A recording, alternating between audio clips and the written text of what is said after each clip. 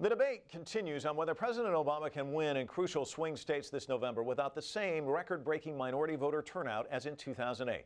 Concerns about the enthusiasm gap among African-American voters this year and a host of new voter registration laws that some civil rights groups say are designed to suppress the minority vote have cast doubt on whether President Obama can count on a guaranteed coalition of minority voters that helped him get elected in 2008. CCTV's Li-Ling Tan set out to find out what is being done to encourage African Americans and other minority groups to show up at the polls in November. In this predominantly African American neighborhood in East Germantown, Philadelphia, 82-year-old Lois Sutton braves the muggy summer heat and her ailing knees to go door to door for something she cares passionately about, making sure her neighbors are registered to vote. The candidates are running. If you're not satisfied with them, if you don't vote, that means they may win the election if you don't vote against them. Lois is a volunteer for the Action United Education Fund, a nonpartisan group focused on educating communities about social and economic issues. This is her third canvassing drive, but she says the 2 hours spent on it today was worth it for her and her neighbors, including 51-year-old Leon Bibbs Sr. Everyone, as an African American, needs to get out and vote and show them that the American people is strong.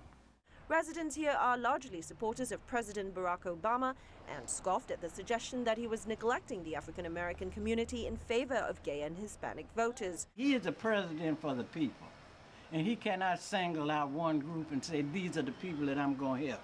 He's a man for America, and so that's who he's helping, all Americans, and we lumped into it just like the rest of them are. A few miles away in the more diverse neighborhood of West Germantown, another volunteer is finding that most of her neighbors are already registered to vote. However, she did meet with some resistance. It's because of the economy. Yeah, they feel that the economy is so bad right now and that nobody's going to do anything for them. They are left out of the picture, and they're just like, their morale is just low right now. For the elderly, being physically strong enough to get to the polls is one obstacle. Misinformation also has kept some eligible voters from registering. For example, Action United says a lot of ex-convicts think they're ineligible to vote, but as long as they're not behind bars, they can. It's a task fraught with challenges, one made further complicated by new voter registration laws, particularly new photo ID laws requiring Americans to present specific types of photo ID to register to vote. The law requires Americans to have an official photo ID like a driver's license or passport. And the Pennsylvania Voter ID Coalition, part of the Philadelphia-based Watchdog Committee of 70, is wasting no time conducting drives to educate and engage the community. Pennsylvania has identified approximately anywhere between 180 and 280,000 Philadelphians that don't have the appropriate photo ID.